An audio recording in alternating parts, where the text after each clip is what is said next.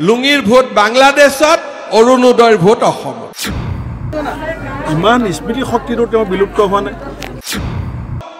ধুতিৰ ভোট বাংলাদেশত কুটাৰ ভোট বাংলাদেশত আমাৰ ইয়াতে নিযুত মইনা সত্ৰ সংস্কৃতি ঝুমুৰ বিহু ইয়াতে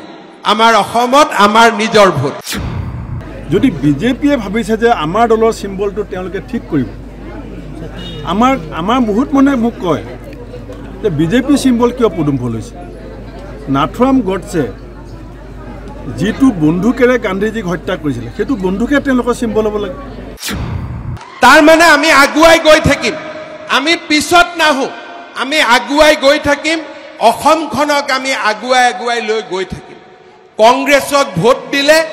আমি আগুৱাই যাব নোৱাৰো লুঙি ধুতিত পৰিব লাগিব আৰু বিজেপিক ভোট দিলে আমি আগুৱাই গৈ থাকিব পাৰিম দিল্লীত মোদীৰ চৰকাৰ দিছপুৰতো মোদীৰ চৰকাৰ পঞ্চায়তো মোদীৰ চৰকাৰ এটা ইঞ্জিনে নহয় তিনটা ইঞ্জিনে ৰেলগাড়ী একদম এক্সপ্ৰেছ চলাই থাকিব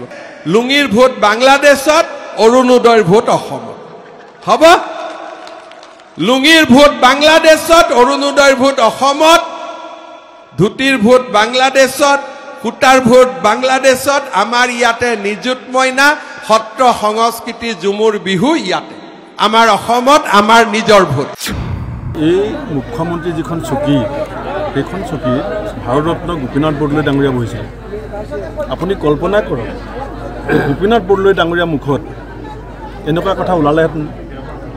যিটো কংগ্ৰেছ দলে তেওঁক ৰাজনীতি আঙুলিত ধৰি ক খ শিকালে জালুকবাৰীত তেওঁ কোন দলৰ পৰা এম এল এ হৈছিল ৰাজ্যপালৰ ভৱনত 3বাৰ শপত গ্ৰহণ কৰিবলৈ কোন দলৰ পৰা গৈছিল ইমান স্মৃতি শক্তিটো তেওঁ বিলুপ্ত হোৱা নাই গুজৰাটৰ পানীৰ পাইপৰ মাজেদি মুছলমানৰ তেজ যায় বুলি কোনে কৈছিল নৰেন্দ্ৰ মোদী ডাঙৰীয়াক আজিলৈকে কোনো কংগ্ৰেছ নেতাই ইমান বেয়া কথা ক'ব পৰা নাই যে ৰিক্সা ওলাই চৰিয়াব এনেকুৱা কথা কোনে কৈছিল হিমন্ত বিশ্ব শৰ্মাই কোৱা নাছিলে জানো যে তেওঁৰ আচল ৰূপটো এতিয়া ৰাইজে লাহে লাহে বুজি উঠিছে যে এই মানুহজনে নিজৰ চকীখন বচোৱাৰ স্বাৰ্থত কি পৰ্যায়লৈকে যাব পাৰে